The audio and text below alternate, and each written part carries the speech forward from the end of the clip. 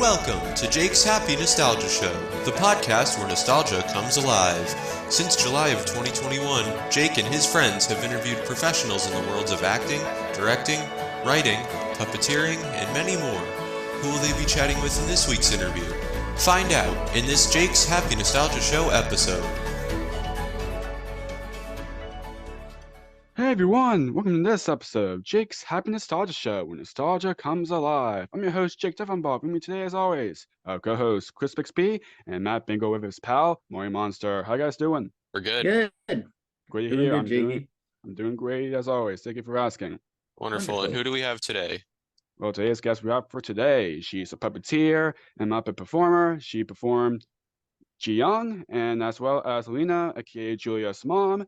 And we're going to talk about her Sesame work and all that, and she also done lots of other things, including being part of Maureen P. Robinson's, which he is also a previous guest, his musical Hallows Eve, and Fred Rogers' biopic A Beautiful Day in the Neighborhood. Please welcome Kathleen Kim. Happy here. Kathleen, how are you? Yay! Hi, Yay. happy to be here, everybody. Thanks for having me on. Yes, of course. Of course. Happy to have you here. Yes. So to kick things off, we know who you are, but for those who don't, would you care to, even though I already said most of the intro, but would you care to introduce yourself a little bit? Hi, so I am Kathy Kim. I am a producer turned puppeteer. A puppeteer was not like my ultimate career goal my entire life. I'm very lucky to find it later in life. My first day on Sesame Street I was 35 years old and pregnant with my daughter. And so it's never too late to chase your dreams. So as you mentioned, play Elena, Julia's mom. I feel like my first day on Sesame Street was 2015, but I became a member, I joined the mentorship program in 2017. So that's really when I feel like I really joined the Sesame Street family. And then I've done a bunch of other fun stuff. I've been on SNL a couple times. I worked with Awkwafina on her Comedy Central show as a big walk around character, and worked on Helpsters for all the seasons as an ensemble player. Nice. And it's something that I found like kind of later in life, and I feel like the luckiest person in the world to have stumbled upon my childhood dream kind of by accident. And I'm probably best known for playing Ji-young, the first Asian American Muppet on Sesame Street. Nice. Nice. Nice. So what was your background like, and how did you grow up? So I grew up, I'm a New Yorker my whole life, born to two Korean immigrants in Queens, New York, and mostly grew up in Queens / Long Island. Sesame Street, PBS in general, Mr. Rogers' Reading Rainbow, that was my bread and butter growing up. And I loved puppets because I'm an 80s kid. So that was when like Muppets and Sesame Street, that was it, Mm-hmm. And so big fan of puppets, dabbled in it my whole life, but truly never thought of it as something that people do for a living. Like who gets to do that, And so for me, what I sort of went after was children's television. I wanted to work in production. And so I studied TV and communications and children's education, ended up at Nickelodeon for like one of my first big jobs as like a production assistant at The Office. And then in like 2009, there was like a big recession. And so a lot of people lost their jobs. Like 1,000 people at Viacom Paramount lost their jobs in like one day, including myself. And I was like, oh gosh, what do I do now? And so I ended up landing in reality TV. So I had worked in reality TV for like a while, like I'm going to say over 10 years. And then puppets kind of happened. My husband, he found this really fun class because he was doing a lot of comedy improv, and he found a comedy improv class teaching puppetry to people who are interested in doing improv with puppets. It was taught by this guy, David Fino. I don't know if you guys know him. He's runs Brooklyn Puppet Conspiracy. He builds really great practice puppets if you guys are ever looking. Okay. And so he taught the class. We took it for fun. And then David saw, I guess, like some talent in me, because then he started taking me on his gigs as like an assist. And then in like 2013, 14, Sesame Workshop was giving one of those once in a blue moon puppetry workshops. Right. It's audition only. And everybody from the class, they were going to submit a tape, and they told me to do the same. And I said, you guys, none of us are going to get in. I don't want to even submit a tape because I don't want to get my heart broken. It would just be too crushing if I didn't get in. And the night before the deadline of the audition tape, I had this sudden like panic, like, I gotta send in a tape, because if I don't, I'm gonna regret it. If anybody gets in from this class, I know I'm gonna regret it. So I sent in a tape, got into the workshop in 2014, and you know, it was a dream come true. Got to touch a Muppet, got to meet like Matt and Marty and Peter, and I felt very out of my element, because this is like a bit of a hobby in my 30s, and here I am with like a bunch of the other people in the workshop. They almost all of them had some kind of like real experience, and so I felt very out of my element. And after the third day, I thought like, wow, that was amazing, and I learned so much, but I also learned how much more I need to do and pick up before I could ever dream about doing this. I'm like, well, back to regular life. I'm going to go back to my job. That was nice. I will treasure this memory forever. But then to my surprise, the next season, they called a bunch of people in from that workshop to do a few days. And then the next year and the next year until 2017, that was when they introduced the mentorship program for the first time. And I was one of 4 puppeteers chosen as a possible next generation of Muppet performers. And so that's where it's gone from there. And even then with the mentorship program, I still kept my other career, because I'm like, there's not enough work. I don't know if this is what I want to do, not because it's not a dream, but because I'm like, is there enough, work, But in the last few years with Helpsters and Jiyoung, I'm just like, okay, I guess I'm chasing this. Like, I guess this is what I want to do. And I'm going to try to make it work. Nice. Nice. Awesome. Terrific. So did you have any favorite Sesame Street characters or songs growing up? That's a big question. I don't know. I loved Oscar, I think was probably my favorite. And then I had a very big soft spot for all the characters that had like a little bit of neuroses or anxiety. I don't know what that says about me as a child, but like Telly Monster. Yeah, Telly, Telly. Don Music. Don Music is like my spirit animal. I was more of like, because I could really relate to that of like, I'm never gonna get it right. And just beating yourself up about not being perfect. And then I was always like, I feel like, you can kind of relate to being a Bert or an Ernie. And I was definitely a Bert as a kid. Like even like as a little kid, I'd just be like, why won't you just let him go to sleep, Ernie? Like, and I would totally relate to him just like needing to have his bottle caps in a certain way and like just being obsessed with the weird things he's obsessed with. I'm like, I get you. So I guess like those are my favorite characters. And then Gordon was my favorite human. Yes.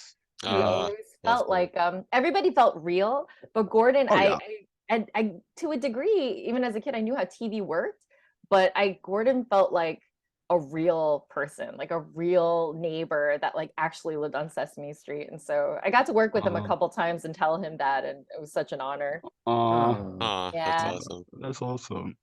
That's awesome. So getting on Sesame Street, what was it like meeting and working with everyone on the set on your first day? My first day on set, I remember very clearly. It was crazy because like I could tell. It wasn't, and I always felt a little guilty about it because I'm like, there are people who've been building and doing and taking acting and going like doing this like from a very young age, and I feel like I just kind of like zipped through the side door on my childhood dream, and suddenly I feel plopped in the middle of like Sesame Street.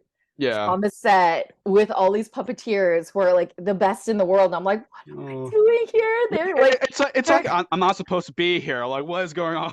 Imposter syndrome to the maximum. I was just like, oh gosh, they're gonna find out that they made a mistake, and And so my very first day was Abby Kadabi's right hand, and I remember.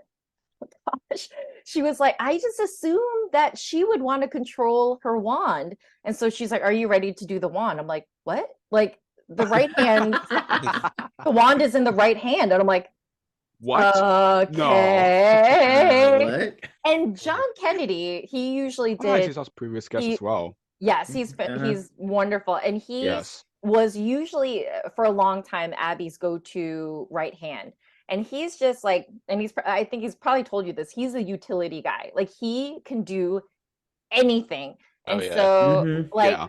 like literally I've seen like the one time they're like, okay, we need someone to be Big Bird's right hand and throw these sock balls into this basket over there. And they're like, all right, bring in John Kennedy because he can do it. You know, he's that guy.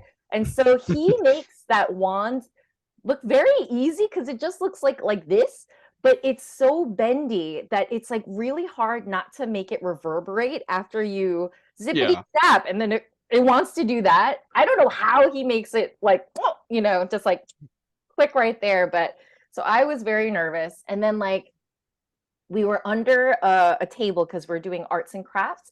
It was actually Suki Lopez's first day as Nina. And it was my first day as well. Yeah. Oh, wow. What? And Carol's, and I'm under the table, and it's Grover, it's Telly Monster was still in that season, Elmo, of course, Abby, and Big Bird, and Carol Spinney was still throwing. So Matt was in the costume, but Carol Spinney was throwing lines still at the time. And I'm just looking, and I'm like just under this table. I'm like, what is my life right now? Surreal, absolutely surreal. And so and then Peter Lentz was there, and he loves to give every first person like first dayer like a tour of the studio and kind of point out all the cool things to like, you know, to see. And so he found like a little Big Bird feather and he gave it to me, and I was like, oh my gosh. And so I ran to the green room during a break to put it in my wallet for safekeeping. And Carol and Deb Spinney were in the green room, and he said, oh, what you doing? I'm like, is it a big feather? It does safekeeping. I don't know. And he's like, oh, that's just a little feather. You should get a big, like a full size feather. And I said, and then I just ran away. I was so nervous. And so later in the day, we were back under the table, you know, between takes and stuff, and I feel a tap on my shoulder, and it's Carol Spinney bending down to give me a full-size Big Bird feather. And he said, oh my god, here. And I look, I'm like, oh my gosh. And he's like, and it's a special one. These have the silk backing so they don't fray. And I was like, I'm gonna cry. Actually, in fact, it's right there. That's the yeah. See it. There it is. He autographed it, and then I framed that Carol Spinney feather. So that was my first day. And then my second day, I think, was Sesame Ocean, and I got to Abby turns Sesame Street into an ocean, and so everybody becomes like fish versions of themselves. And so I got to be, so Oscar the Grouch is now Oscar the Crab because he's crabby. So I got to be his crab arms like this, and I was like, this is crazy. And I got to be a fish, and Matt's like, can you do it like this? And I'm like, and I messed it up, whatever, lost sleep about it for a day. And then the next day I remember, because I got to do 3 episodes in season 46, my first season. And the third one, I was just telling the story yesterday because we're talking about how Ryan Dillon is like a magician. He's just a wizard. Absolutely. He's a wizard. Awesome. And so it was a sleepover episode, and Abby, she enchants her toothbrush, and so it flies around, and they have to catch it. And so Elmo, the toothbrush was going to be like, you know, green screened in later. And so Elmo was like in the back corner, and all he had to do was kind of like, you know, reach for the toothbrush and miss. But what he did instead was, and Elmo is not an easy puppet, he kind of scrunched his face because it gets all that really great, you know, expression with his eyeballs. Scrunched his face. He put one of Elmo's legs on his shoulder, and as he reached for the toothbrush, he kicked up his shoulder so that like Elmo's legs flew up, so it looked like he was like leaping in the air to catch the toothbrush. And that was a moment I realized, I'm like, oh, this is some next level stuff. Right. I was like, you think you're like, I'm like, okay, like I just started learning monitor stuff and I'm like, I got good lip sync. I'm like, oh, I cannot do this. This is like a whole other level. So yeah, that was my first week ever. And it was like, it was a dream. Yeah, it was a dream. Aw. Nerve-wracking. It's both those Oh, things. yeah. You talk to people who, Of course, yeah. it's still nerve-wracking, because it's just such a heavy legacy to uphold, Yeah. Definitely. So now, you eventually got your first character, Elena, who, for those who don't know, watching or listening, Elena is the mother of a Muppet character with autism, Julia.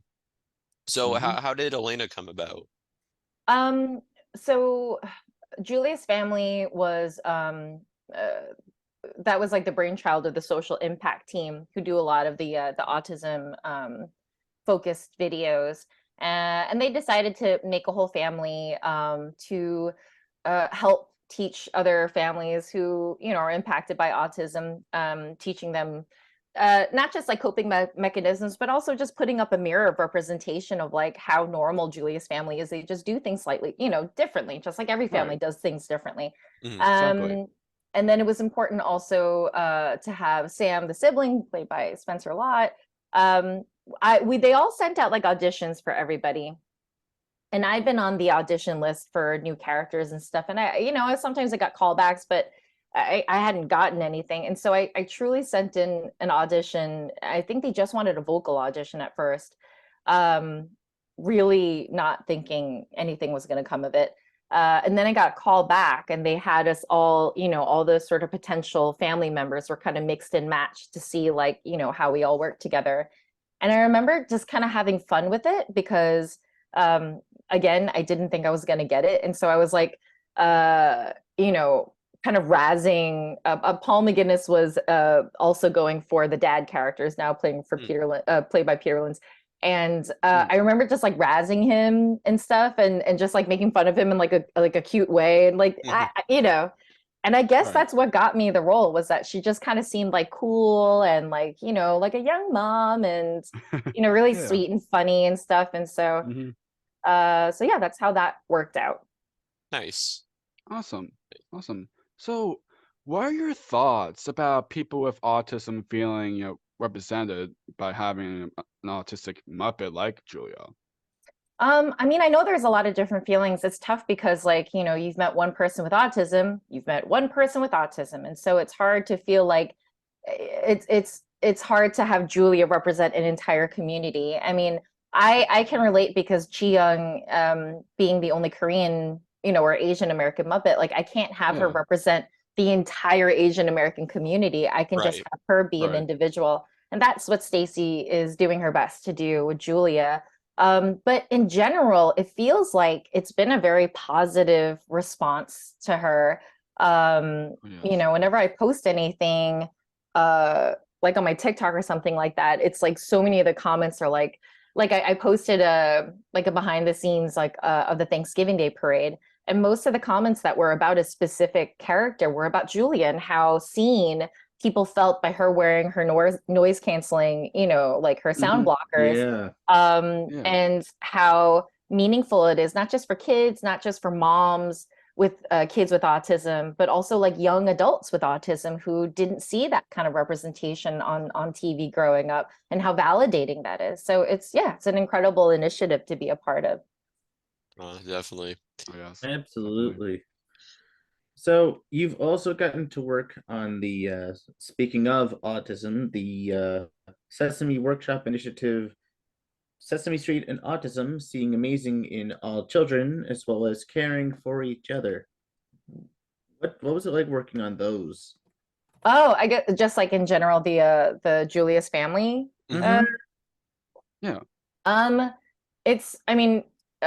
It's all the things. Elena was my first character and I was so nervous. And like that year, in 2017, the same year that I became a mentee under Sesame, I was also diagnosed with cancer. And so that first year I was dealing with like surgeries and chemotherapy and radiation, and just freshly on the tail end of that, I got Elena. And so like, I'm a little like, not quite all there yet. And I'm already nervous about playing this important character. And on top of that, Elena is not the easiest puppet. And and it's like that saying, it's like a poor whatever who blames his tools, like you make it work. And I think like over the last, few years, I've tried to get better at it, but she's a big lady. And like her eyeballs are so like almond shaped and flat, and there's something about having like little pupils with like the colored irises around it. Yeah. It makes it very hard to focus. And so, Oh my God. so I have a lot of, plus she's got to be taller than everybody else, but my arm is not longer than everybody else. I'm like 5'6", like there's like, so it's really like about cranking your neck all the way down and go all the way up. And so that's not when you're doing your best puppetry, when you're like stretched to your limit. So like that first, to be totally honest, like if you guys want to know that truth, of like the first day, and we did a bunch of videos. The favorite one that I did was the "I Love My Family" music video. Yes. I really love that song. Yes. And who was it written by? He played George Washington in the first Hamilton cast. Chris Jackson, and he has either one or two children who are also on the spectrum. So he wrote that song. Wow, nice. And it's a beautiful song. I still love it. But yeah, that first day, it was a long day. I don't think we wrapped until past 1 in the morning. So wow. Yeah, and so it was really fun though, because like it felt like we were building a new family that existed outside of anything else in Sesame Street. So we could do whatever we want. It's not like taking on a legacy character and being like, okay, what's my interpretation while staying true to something somebody else built, It felt like, okay, we have this like little unit, and for Spencer and I especially, like he's a good friend of mine, and we were both like one of those first 4 mentees. This was like huge for us, and so the fact that we got to kind of like share that together was like really special, I think. Oh, yes. Definitely. So now you mentioned this, we of course talked about this a bit in your introduction, but in 2021 you got another one of your characters, Ji Young. How'd you get that character? This was a long story. So basically during the pandemic, there was a rise in racially motivated hate crimes against Asian people. And so this organization called the Asian-American Foundation, they asked Sesame Street if they wanted to partner up to do a special talking to families about how to talk to your kids about the, anti-Asian hate. And so that's where she kind of came about. And the thing is, like, we weren't sure if we wanted a puppet or wanted an animated character or a human kid, or how we wanted to tell the story. But Liz Hara, who is one of my very good friends, she's a writer on Sesame Street and a writer on a ton of other things. She convinced them. She's like, you know what? I think we need to make this a puppet to really be able to tell this message. We can't sum up all of Asian Americans, right? Because we come from dozens and dozens of different countries and cultures. That the most respectful way to do it was to make this character a specific culture, not like, just Asian, but no, she's Korean, because that's what people think. They like think, oh, we're all the same, but she is specifically Korean because they already had an Asian puppeteer and she is Korean. If I was Chinese, she would have been Chinese, And so what was really great about that was that I got to be so involved, and it's usually not the case. Like usually curriculum, and they all they have something very specific in mind, and then you audition for it. But it was this very unique situation that I was in, where I got to be very involved in the process of developing her as a character. So it was like me, Liz Hara, our producer Janet Kim, Alan Maroka, who plays, Hooper Star Alan, who co-directed the special. And so the 4 of us, we were very much involved in being very involved with like her design and who she was, and and so she was debuted actually on the Macy's Thanksgiving Day Parade. Our song from the special was the Thanksgiving Day float song that year. Yeah. Which was crazy. Yeah. Because I had never done the float before, and I'm like, this is my first float. It's like, but so she debuted on that special, See Us Coming Together. We were nominated for a few Emmys for it, which was, amazingly validating. And then we weren't sure what was going to happen with her afterwards, but there was such a response that now she's a character on Sesame Street, which is mind-blowing to me. Absolutely mind-blowing. Yeah, and of course they have a lot of other characters in different cultures too, like Gabrielle and Tamir. Yes.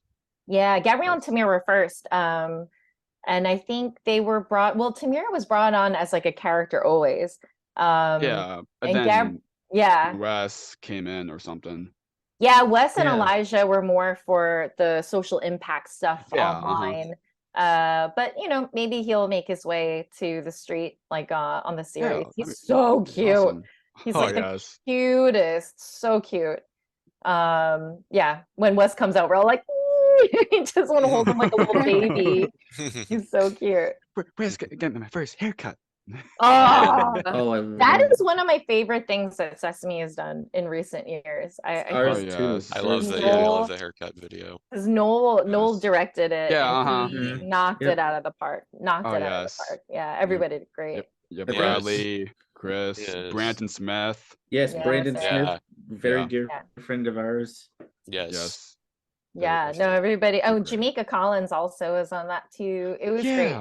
It's really nice. It's really nice to see and Chad. Yes, Chad, that's right. He played the barber. He was the barber. Oh, yeah, he was lovely. I hope they bring him back. Great. Yeah. And then Roscoe hanging out in the background is a little Easter egg. I know. Oh, that was a fun Easter egg. Oh my gosh. Fantastic. So good. Absolutely. Yes. Absolutely. Definitely. So okay, you can ask it. Sure. Okay. So do you have any favorite episodes, at least ones you're able to talk about that Ji-young's appeared in so far? Let's see. I don't know what's aired so far. I think she's only been in 2 episodes that are on right now. One of them is really cute. It's called Read and Share. Yes. Actually, hold on a second. Wait. Can you wait for 10 seconds? Because I actually have a comic book. Sure, yeah. Wait, what?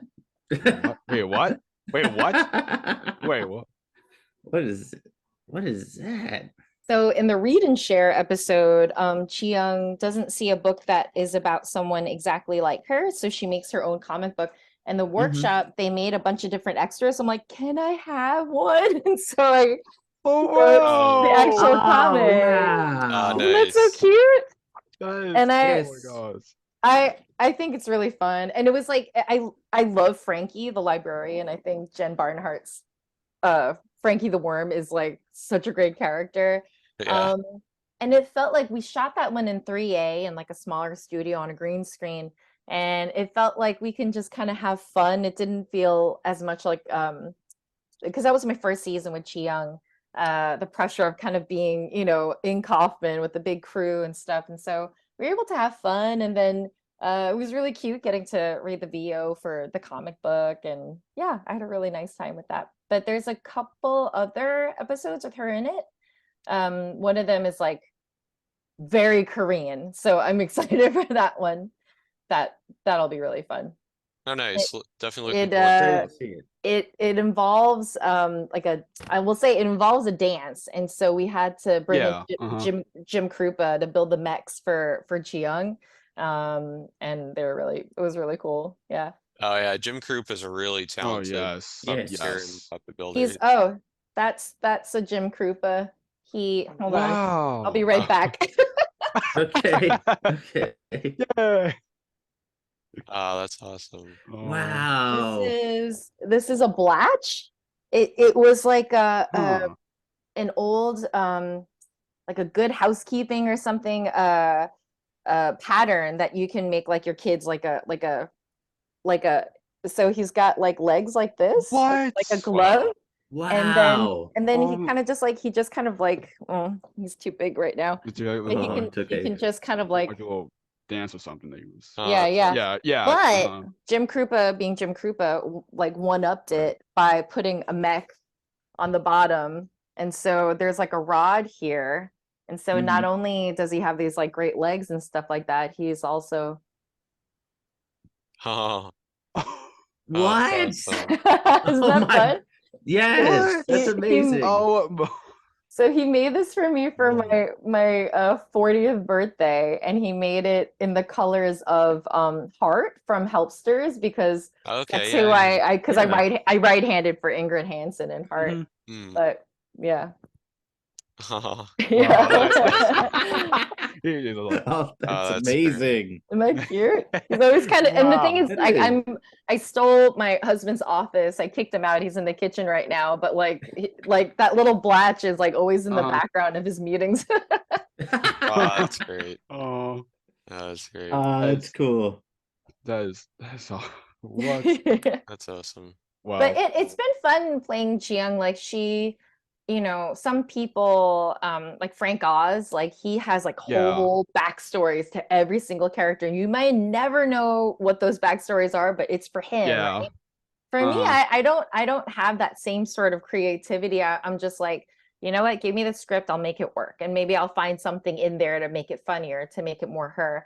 And so I feel like even now, I'm still like, when I look back on See Us Coming Together, the first special we did, I was like, I kind of cringe a little bit because it was the first thing that we did, and I barely knew who she was, but there was always a negative something there. She was like a spunky rock and roll, like, kind of kid. And so, like slowly we're kind of, figuring out more and more the kind of blunt, loud, cool girl that she is. So yeah, it's been really fun. Oh, that's wonderful. So I want where this question be on the spot around me, but I know lots of Sesame fans are probably. I'm kind of wondering about this for this interview exactly. But is it fine if we can hear a bit of Jiyoung? Oh yeah. Well, hold on a second. I've been drinking seltzer, so I have like a bubble in my throat. Excuse me. Yeah, you can talk to her. It's just this. I don't know.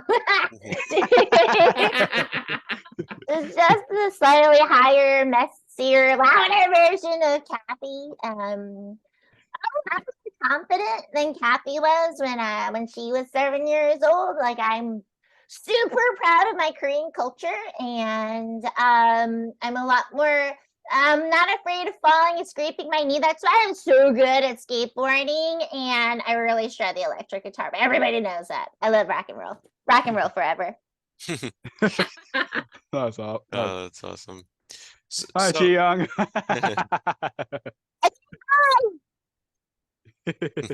That's awesome. So now, who are some of your favorite celebrity guests you've had the chance of working with?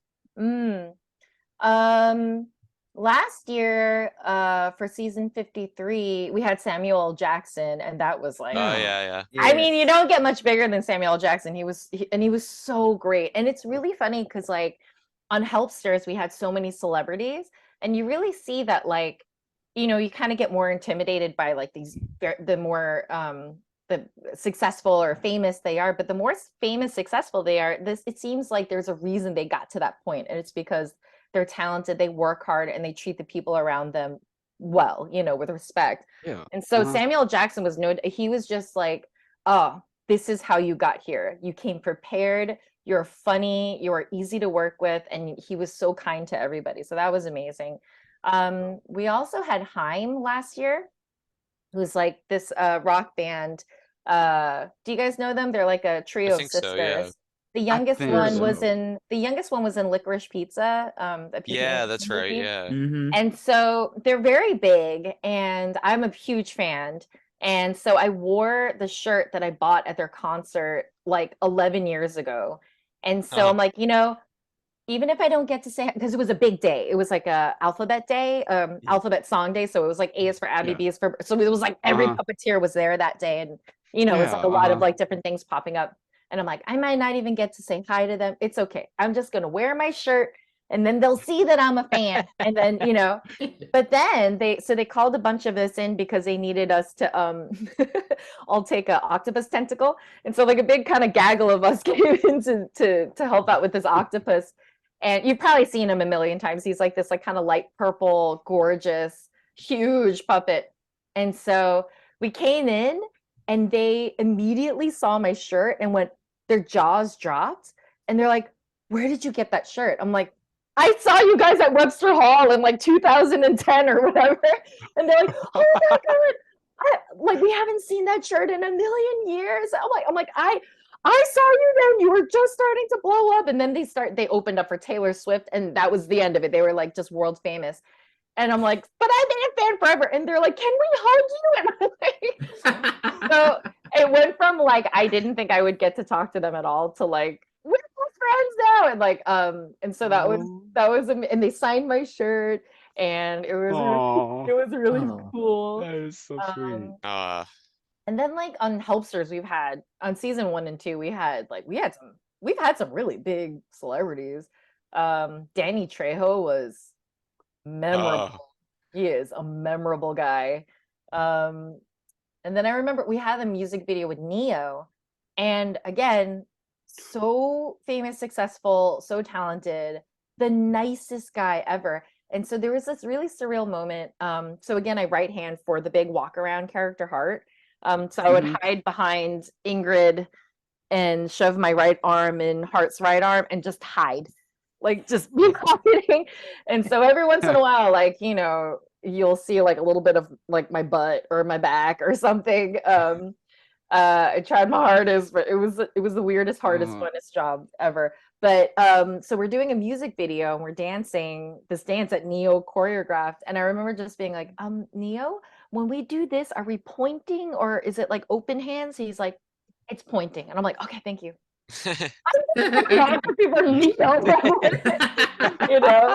And so there's like surreal moments. And then we've had like I've met a lot of like, I don't know, Margaret Cho. I met Margaret Cho, who was like a big hero of mine in the 90s, because she was like the only Korean-American celebrity, and she happened to be irreverently funny and a woman. And so that was really cool. Yeah, there's been a lot. And what's really great though is working on like a kids puppet show. You can't be a jerk.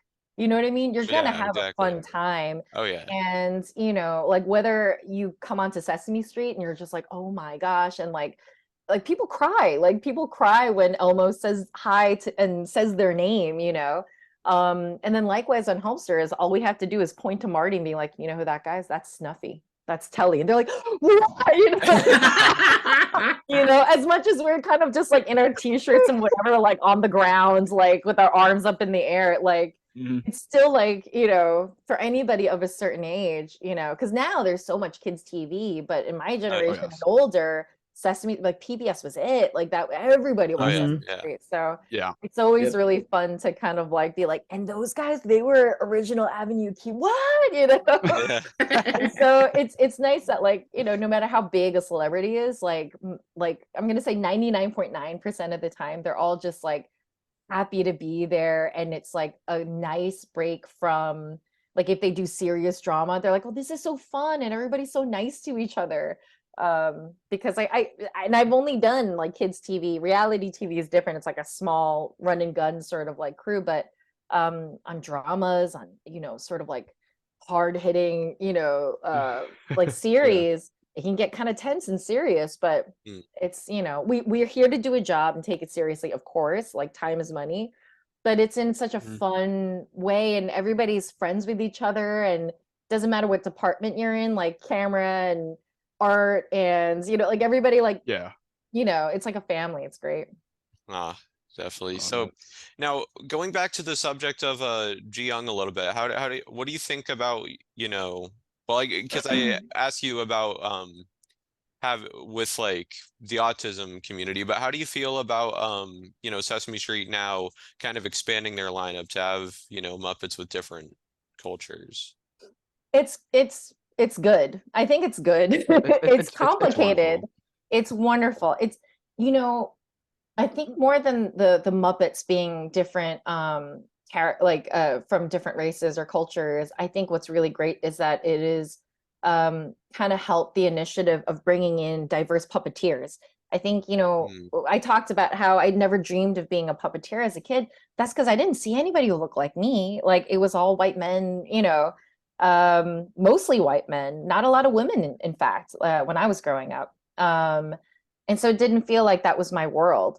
But like, I always tell this story about Jamaica Collins. She now plays Grandma Nell, Tamir's grandma. She's fantastic. She started off as an actress and started doing puppetry at the Center of Puppetry Arts in Atlanta. And like, she played this like one-off monster character with like a couple lines on Helpsters. And he's just this blue furry monster. But hearing like a Black woman's voice come out of a blue furry monster, I'm like, whoa, that's a voice I've not heard before in Muppets. And it felt really good. It just felt refreshing. And like, the more that we can make it diverse and inclusive for more people, the richer this world becomes. It's not like just the same voice.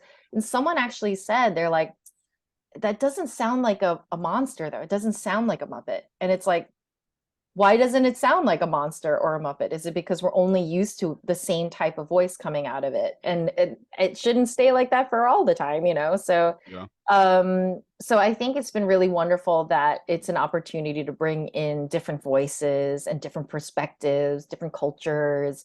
Because the more diverse we are, like the better we are, I think. And so, but it's like, it's growing pains. This is like uncharted territory, obviously. Like Sesame Street Muppets, they weren't supposed to have like a specific race. That was like never the intent in 1969. It was more that the diversity would be represented by the human actors.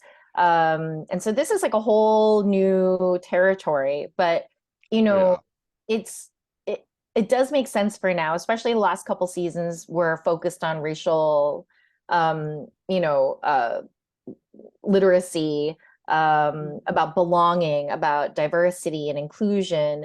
And it makes sense that like, if we are going to talk about tough topics, rather than put that on a human child, let's put it on a child, but a puppet child, something safer, something that still represents a certain color, a specific color in a culture. But she exists in the three-dimensional actual world, and you can touch her and you can hug her. And some of these mature topics could be played by, an adult underneath the kid. And it's funny because like there are so many other Asian characters on kids' TVs and cartoons now than there were when I was growing up. But and that's why I didn't think there was going to be such a reaction to Ji-young.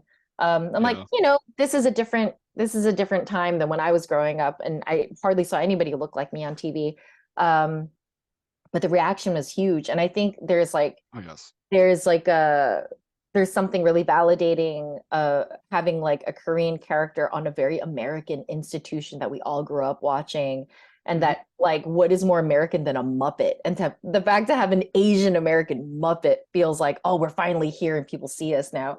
And so it's really great. And Sesame being Sesame, it's not going to be an easy road because it's unforged, but they're doing it like in the best way that Sesame always does, with like, research and bringing in consultants and listening. So it's been a really great process. Yeah. Yeah. Definitely. And, yes, definitely. And, Sesame Street, like, Sesame Street is not just teach about ABCs and 1, 2, 3s. They're like, with the diversity and all that, it's just what they're doing for, especially for last like recent last recent years. They're doing the Power of We and they did that Power of We special, and it gave me goosebumps to hear Louis talk about racism, the word racism. And for a long time it was like the way that we taught it was everybody can be friends. Oh, it doesn't matter, red, brown, yellow, black and white. We are precious in his sight. Like everybody, oh, kumbaya, like we're colorblind or whatever. But we've realized that this country's racism runs really deep, and to kind of unlearn that altogether, because we all have like learning to do. you know, we need to talk about it like explicitly. And to hear Louis explicitly say the R word, racism, and how it disproportionately affects people with dark skin, it was like, I can't believe we did that. I can't believe Sesame Street did that. And so yeah, it's really important. And so Sesame Street has become like, you know, they started off like, you know, showing diversity and inclusion. It's always been so important. And that's just ever changing and evolving, and we're always finding different ways to do it. It's like it's become the show where like you can kind of just trust that you could plop your kid in front of it if you have to do that, and know that it's going to, you know, there's going to be good lessons, good morals and values, you know, like you said, Jake, on top of the ABCs 1, 2, 3s, there's always going to be something else. Learning how to just be a good friend, learning how to put names to feelings, learning how to like problem solve, you know, learning how to like come up with a game together. Yeah, especially like recently they have the what if? I wonder, what if? Let's try. Let's try. It drives the puppeteers crazy because like especially Elmo, honestly, because he has to do it so much. And it's like it's a thing of like, oh, we got to do it again. You forgot to say what if, and you're like,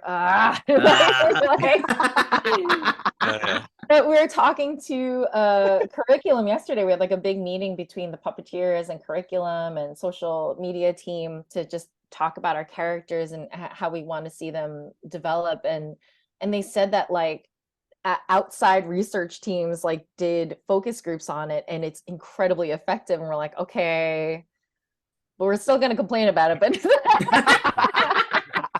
but it's like, but the kids are doing it. They're doing it, and it helps them break up the problem, like a possible solution, and let's go for it. And like, it's great. It's wonderful. But so there's like, but when I was a kid on, you know, watching Sesame Street, it was like an hour long, and it was the format was like that magazine style where the street story was broken up, and then there was a ton of interstitials. That was my Sesame Street. Yes. It was like same. But the thing was like, and it was still when Jim Henson's like, you know, he would bring in all these like weird art students to do these bizarre animations or these cool songs, and you're just like, I feel like I learned so much, you know, the ABCs 1, 2, 3. I mean, I pretty much learned how to speak English because my parents like only spoke Korean at home through Sesame Street. But also it taught about humor and music and art and different cultures and animals. They would have all those like little animal films too. Like I love it, was everything. Love Sesame Street. It's always been that for me, and it's amazing that we still get to be that for other kids, other generations. Absolutely. Yes. Definitely. Yes. So moving on from your work on Sesame Street, you've also worked with one of your colleagues and previous guests of ours, Martin P. Robinson, in his musical play All Hallows Eve. What's it like working on that? It's crazy. Marty is a unicorn. He is like no one else in the world exists like Marty P. Robinson. He's like a mad genius. And so I had never done, you know, Haley Jenkins, Spencer Lott, Tyler Bunch, Jen Barnhart. These are all people who have like done a ton of theater. I had never done theater before. And I was like an ensemble player. So I was just like running around, shaking this thing, running over here, catching a puppet, running over here, you know. And I like every day that we were rehearsing, they would say, "This is not typical, Kathy. This is not how any of this gets done." And I'm like, okay, I get it. I'm happy to be here. And we had a blast. It was like, it was so short and intense. And I remember we were finishing up Helpster season 2. And so, and obviously Jen Barnhart and Marty Robinson were on that cast too. Yeah. And they added 2 weeks of production on the end of it, which cut into 2 weeks of rehearsal time for All Hallows Eve, because he was planning on starting it right after Helpster's wrapped. And so we had not a lot of time, and we just intensely worked on it. And it was so fun. My favorite, I got to be part of did you guys get to see it when it was it was crazy. I did not, sadly. The biggest sort of highlight, sort of tentpole character for the show is the giant pumpkin, like the 15-foot tall pumpkin puppet that had like a skeleton and the light up. Wow. So that was the coolest puppet. There were these gigantic, nightmare characters, and one of them was Pumpkin. He had a giant pumpkin head on top of I'm gonna say it's like at least 15 to 17 feet tall on a skeleton body with like rags, hanging off of him. And Tyler Bunch would kind of control the spine, and on the end was like a trigger that would light up his face. And so that's how he would talk, because every time the be like, "Hi, I'm Pumpkin."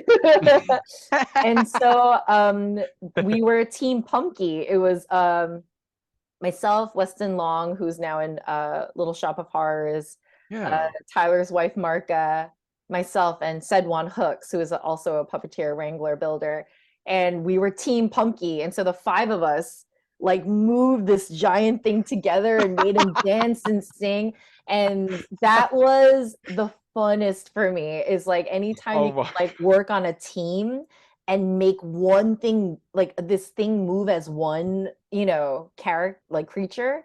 It was very gratifying. And then I got to play Jokey the ghost, who was really bad at telling jokes. Like there was like a little vaudeville act in the middle, and he was just like this little wispy guy. He was like, "Hi, everybody," and he would tell really bad puns, and so that was really fun. But it was crazy. And the thing is, like, a lot of the puppets were not puppets. They were just like weird sculpture found objects that like Marty like put together. And so you're just holding this awkward monster and just shaking it, or like, and sometimes you get to scare people, and that was really fun too. So yeah, it was great. And like so many of my friends were working on it, so it was a blast. Yes. And so you're saying that ghost is kind of like Fozzie Bear in a sense. Sure. But Jokey, unlike Fozzie Bear, is like a lot more aware that his jokes are dying. He's like dying on stage. He's like a lot more self-conscious. Or Fozzie's like waka waka, but like Jokey is like like the first line. So Jokey comes out, he gets introduced, and he's just like, "All right, everybody, are you ready to laugh?" And then the audience would go, "Yeah," and then Jokey will go, "Oh, okay," and then I think he knew, he tried, but he knew that he was I mean, ironic because he's a ghost, but he like died on stage every day. He was very aware. So Marty's a genius. So it's that's what I was about to say. We're all put all together and all that. That's why you and lots of other puppeteers. He's a genius, and especially with the way he puppeteers and all that, it's just he doesn't know. He doesn't do anything. Can I say half-ass? He doesn't know how to do things half-ass. Like he has so much in him. I mean, like telling is like a perfect example. Like he always cranks it up to 11 always. Even Mr. Prim was just supposed to be this very proper like British butler character, and he made him so passionate and intense, because that's what a Marty P. Robinson will do. Definitely. So now you also puppeteered in the Fred Rogers biopic, A Beautiful Day in the Neighborhood. What was it like working with such iconic puppets on that? Oh, it was so great. I only got to do one day, and I got to do X the Owl in a dream sequence that it got cut from the movie. I still got a credit. Dang. I still got paid, and I still got to meet Tom Hanks. So it's all good. But yeah, we spent like a late night all playing the characters around the bed of Jonathan Rhys' character. And then from the darkness comes out Tom Hanks and all these people from his life.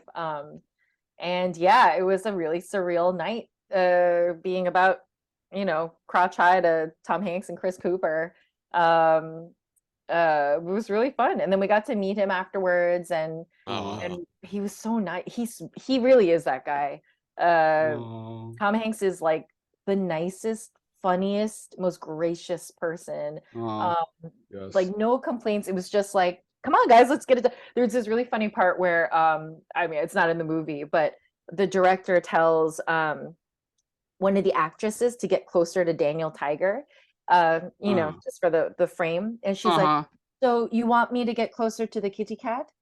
And Tom Hanks goes, kitty cat? Daniel Tiger. And she's like, oh, is it? I didn't know. She goes, he's like, yeah, that's Daniel Tiger. And that's Jonathan Rhys. I'm Tom Hanks. I'm playing Fred Rogers. Like, it was just like, it was just, I mean, it was being funny, but it was just like, how do you not know who Daniel Tiger is? It's really nice. And then afterwards, he was really gracious and took a picture with the puppeteers. And one of us asked like what his acting advice was, and we're like, oh, okay, he's gonna have some really great advice. And then he's like, I just keep doing it until it feels right. That's why we get takes. And we're like, oh, okay. He's Tom Hanks. But yeah, he was the kindest person. And he's done lots of stuff like, you know, Toy Story and Forrest Gump, the Polar Express, lots of stuff. I'm like twice your guys' age, so I remember him from Bosom Buddies, which was like a sitcom. It was like one of the first things he did back in the late 70s, early 80s. Wow. Yeah. He has him and his friend, oh gosh, who's the other guy? He's a really famous actor. They have to dress in drag so that they can stay at this cheap women's only hotel while they're trying to figure out their Yeah. I'm glad they did that. Because especially now how Mr. Rogers' Neighborhood was like. Yeah. I'm a big Mr. Rogers. He's one of my heroes for sure. I worked on. Yes, me too. I worked on a documentary. I was like I helped out this guy on a documentary called Mr. Rogers and Me. It's on Amazon, and it's about the story about this friend of mine who I knew from television. He met Mr. Rogers as a young man, and how it impacted his life, and talking to other people who were impacted by Mr. Rogers. And working on that documentary, I swear it like changed who I was. It changed my molecular makeup, because it's like, it's not just about being quiet and, you know, taking it down a notch. It's about being present. Yes. And if you're talking to someone, like, that is the most important person. Yes. You know, don't think about the other thing. The most precious present gift that you can give yourself is your honest, present self, you know, and no judgment. Others, yeah. And so seeing how he truly lived that as best he could, it was really, so he was icon for sure. No one can be like him ever again. Nope. You know? No, not at all. Mm-hmm. Yeah, definitely. Yep. Great, amazing person. Yep. Absolutely.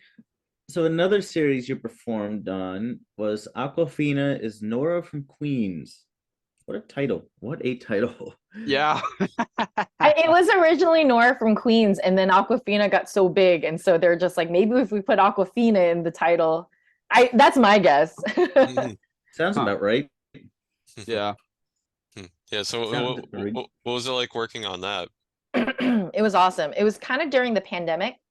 And basically there was an episode where Nora, Awkwafina's character, and that's her name in real life, Nora, she basically she has like a childhood imaginary friend who used to cause havoc on her dad's relationships, and she would blame it on, she's like, I didn't do it, Tony did it, you know. And so her dad, played by BD Wong, is getting serious with his girlfriend, and so Tony comes back to mess everything up. And so it was kind of like a Drop Dead Fred sort of inspired character. And so like a couple weeks before they were going to shoot it, they decided to do a walk around character. So I think originally they wanted Sean Wallace to play him, you know, Inconceivable from Princess Bride. They had this like, you know, picture of having him be this like really ridiculous, you know, whatever, imaginary friend, but he couldn't do it. And so they wanted to build a walk around puppet character. So they reached out to Matt Vogel and to everybody he knew who did walk arounds. But the problem was they're all 6 feet tall. and Aquafina is 5'2". And so you put a costume on a 6 foot, tall person.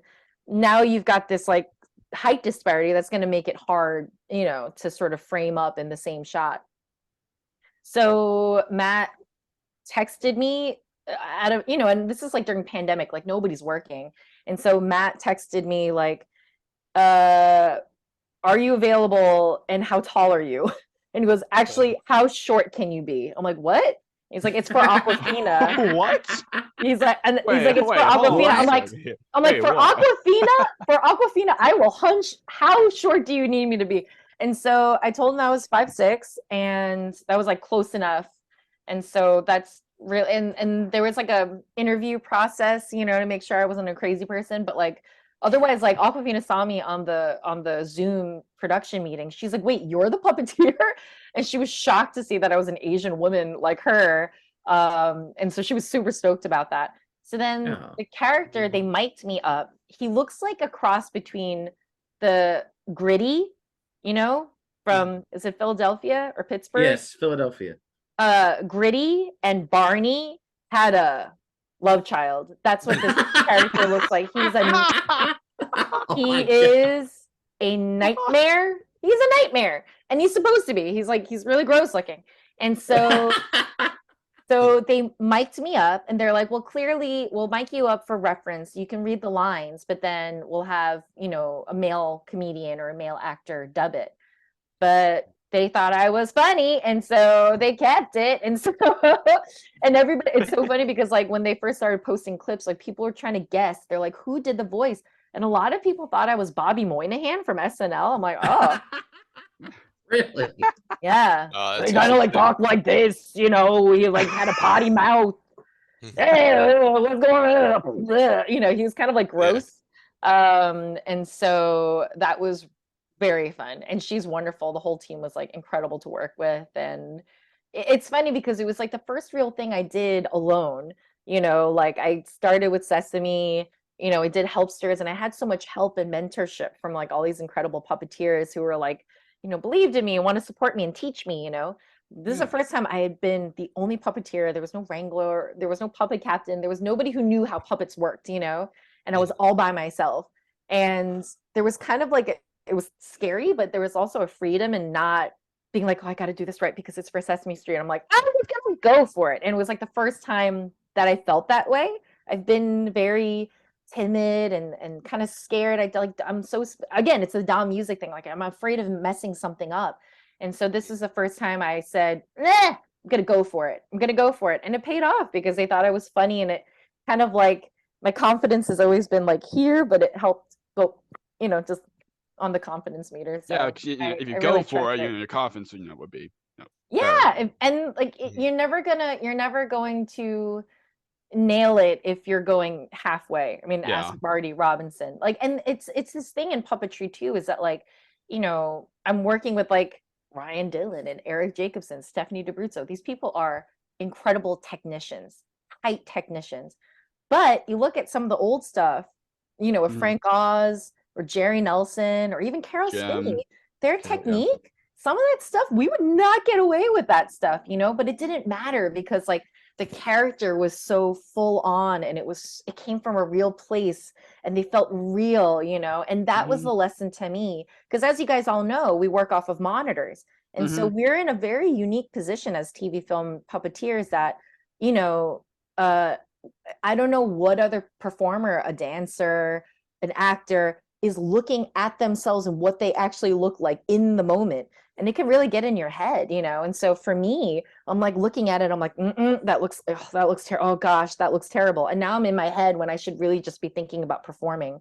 And so that Tony, he didn't have a mouth to flap. He had no eye. He had googly eyes. So it didn't matter where he was looking, nobody could see me because I was hiding in this costume. And it was this perfect kind of environment for me to just really just connect with the character and not think about the technique, and so I really treasure that job. Like I feel like that was like the beginning of me finding who I was, Definitely.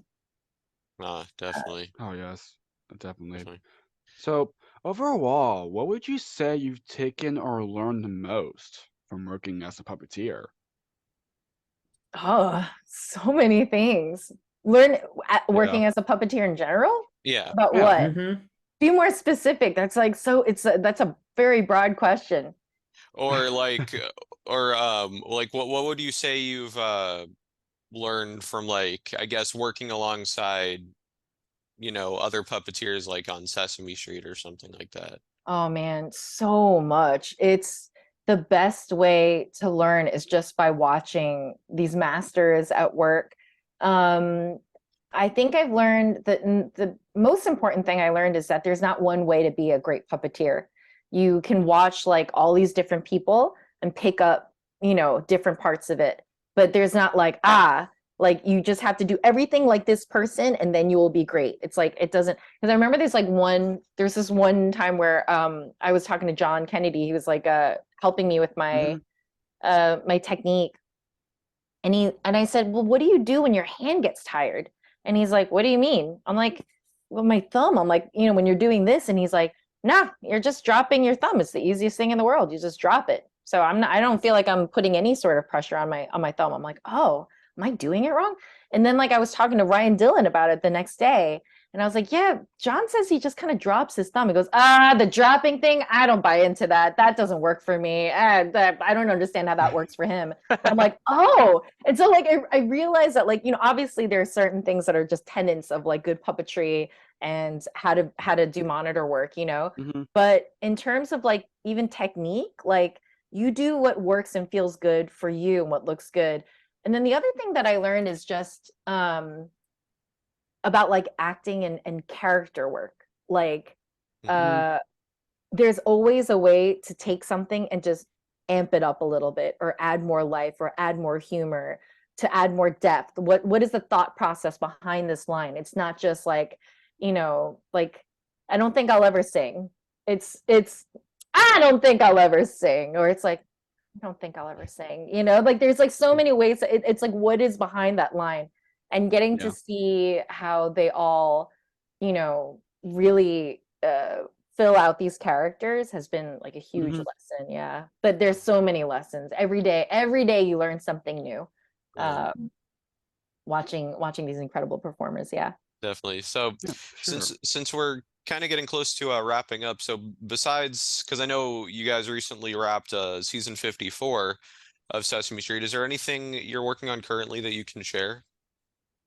No, I'm not really working on anything right now. I'm trying to putting together a voiceover reel and a website and trying to see if I've done a little bit of VO work this year. And so, like I said, I was doing production, and puppetry was just kind of like a side thing. And now that I'm trying to make it a full-time thing, it's tough. There's not, it's not a full-time job for everybody. So I'm trying to find other ways to kind of fill it in with some voiceover work.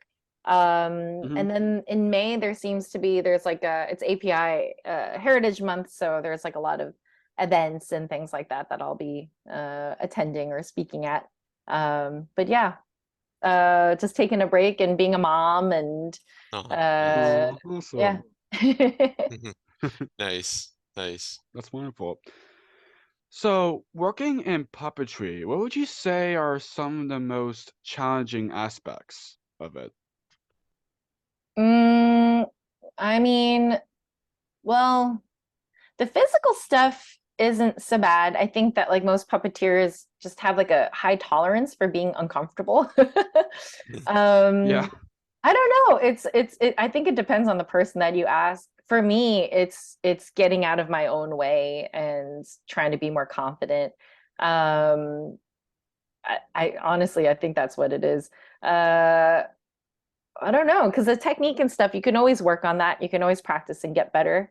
But that's been my biggest struggle, I think, since starting professionally puppeteering, is just getting out of my own way, just like feeling like, no, you got this, you can do it. But that's been the toughest one. Otherwise, it's like, yeah, there's times where you're like stuck in the same position, you're like piled on top of a bunch of other people, but that's part of it. It's fun. Yeah. Definitely. So now what piece of advice would you give to anyone who wants to become a puppeteer? just do it, you know? You guys are, I mean, for people who want to start out now, it's a great time to start out now because there's so many resources. Like you just go on YouTube and you know, Adam Kreitinger has all those great building videos, and you know, there's all these communities online where you can find friends who are also doing puppets.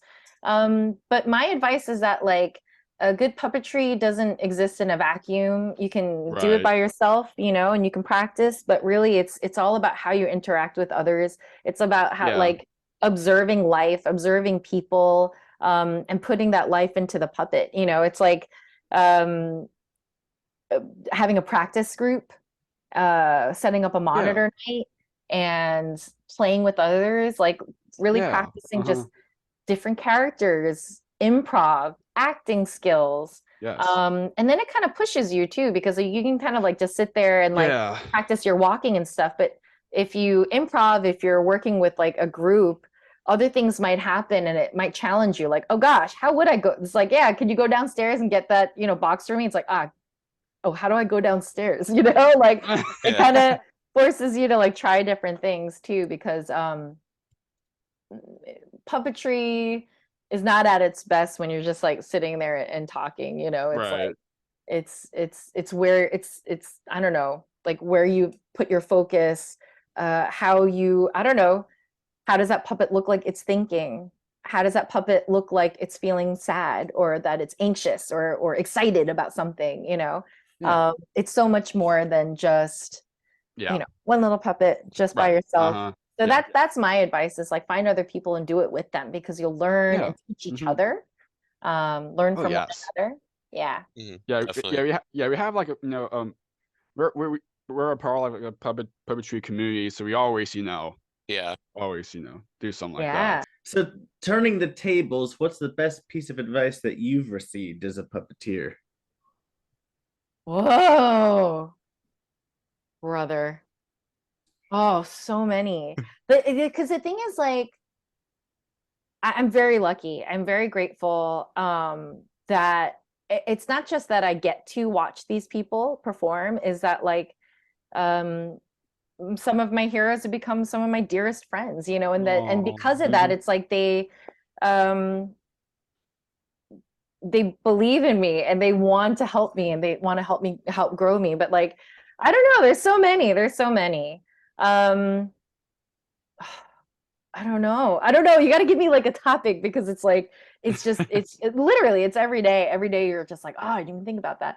Like, you know what like the Erics and the Davids always like, you know, the Martys, they always want you to try and steal the scene. If you're in the background, if you're that honker wiping down the counter in Hooper store, like try to do something funny that like, you know, you take that attention away. And for me, that's never been like, I'm like, oh gosh, no, I don't want to get in trouble. I don't want to mess up the shot, you know. Like but the background, that's there. Like a background character, you can't do anything, but like but they, you know, but they're just like, that's the game. Is always to try to one up whoever's in the shot. And you know what? If it's too much, they'll let you know, but at least like go for it before. So they're all of the mindset to go, like, if you're gonna fail big. And for me, I'm just like, okay, you know. So I try to, you know, try to implement that like when I can. Also that, like, you know, Sesame Street is great, you know, but it can't be the only thing that you want to do, you know, because like it maybe once you get there, it could be a calling card for other things, but there should be other projects and stuff like that. You can't just hang your hat on that one style. And then it makes you better with something if you're doing other project instead of just, oh, they're all Sesame, like. Oh yeah, because I mean, like it's only possible really for a handful of people. And then you know, like Stephanie DeBruzzo, we were doing like a Ji-young script. She's wonderful. She is one of the best puppeteers in the world, hands down. Oh yeah. Technique, character, acting, singing, like she's I will sing her praises till the end of time. Like she's So magical. wait. Because So wait. she played Cody on Help Yeah, Strip. Yes. So I got to see her because she's like more of an ensemble player. She has Prairie Dawn, but she does like these one-off characters where she, you know, she's part of the ensemble on Sesame. But getting to see her play a lead role every single day for 3 straight seasons, she had a lot to do. I was like, oh my gosh, you're perfect. Like you're perfect almost every single time. How, you know? She would do like one thing that would always blow my mind. There was this one shot where it was a traveling jib shot like this. And Cody, did you guys ever watch the show? Yeah. Yeah. Yep. And Cody's singing, "We've got the plan, Yeah. we've got the plan, Yeah. figured out that we got the plan." So she kind of has to like take off a hat, and then she spun around like this.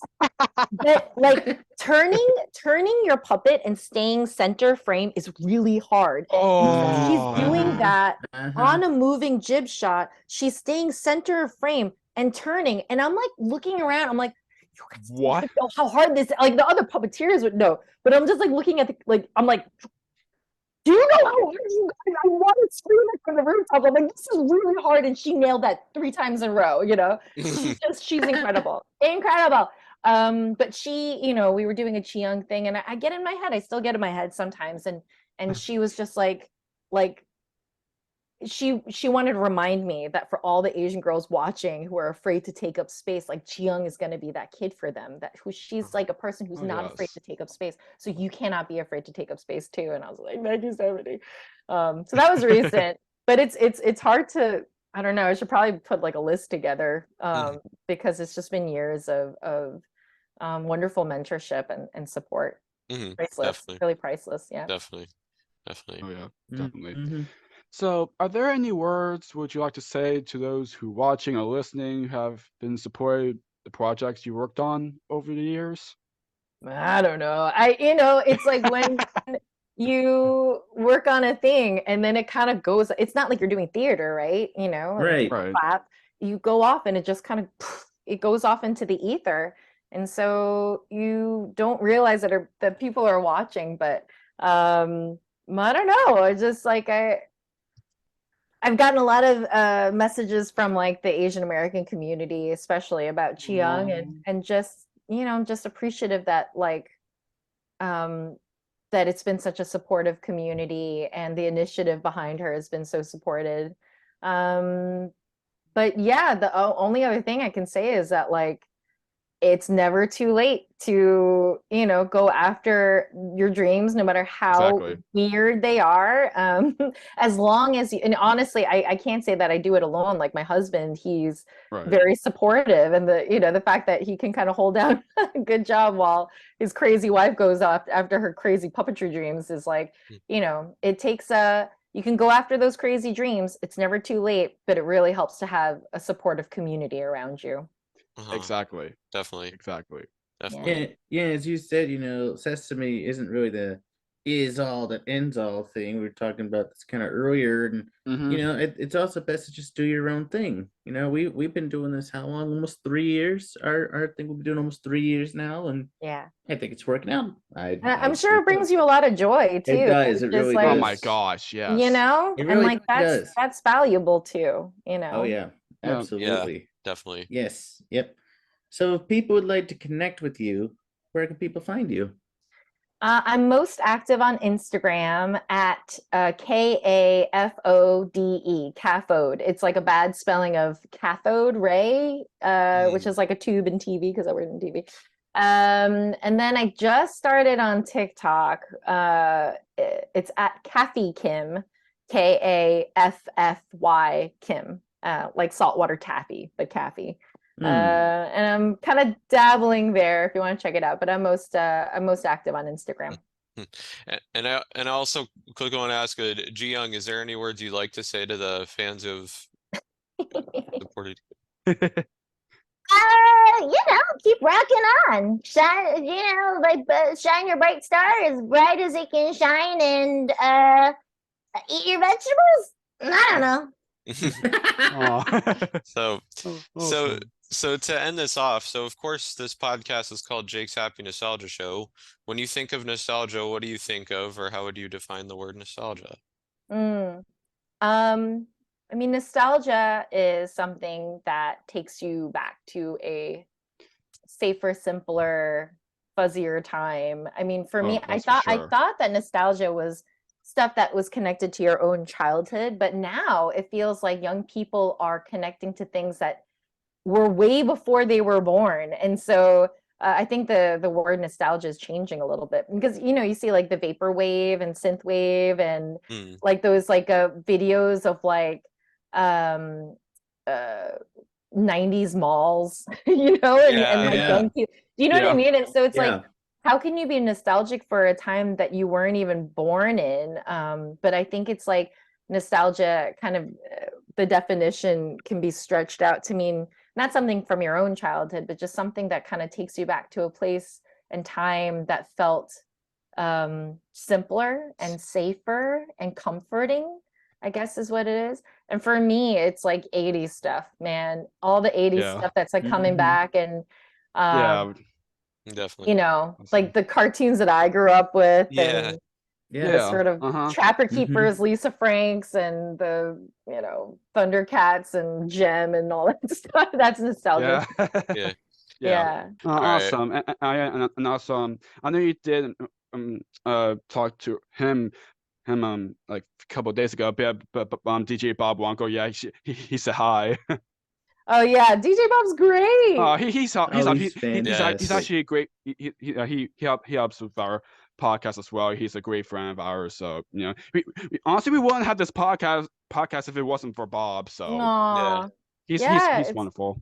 He's really great. We had a good conversation. Yep. Wonderful. Yes. I feel like we have a wonderful conversation with you as well. Yes. Well, Kathleen, thank you so much for doing this. This was a blast. Yes, and thank you. Yes. Thanks for having me on, guys. You've had so many impressive guests that I was very honored. Yes.